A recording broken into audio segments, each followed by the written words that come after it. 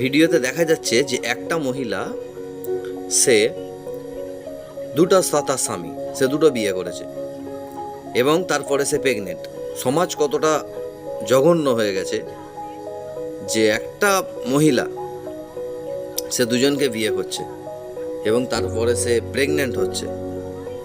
হওয়ার ফলে এখন সমস্যাটা কোথায় দাঁড়াচ্ছে? এখনকার বর্তমানে স্মার্ট জেনারেশান, স্মার্ট মহিলা, তারা চাইছে কি যে ইকুয়ালিটি। যদি ছেলেরা 4টে বিয়ে করতে পারে, 5টা বিয়ে করতে পারে, 3টে বিয়ে করতে পারে, তাহলে মেয়েরা কেন করতে পারবে না?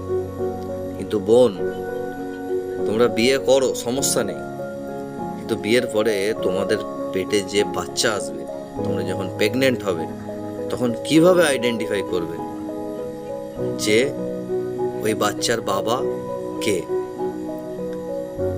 কিন্তু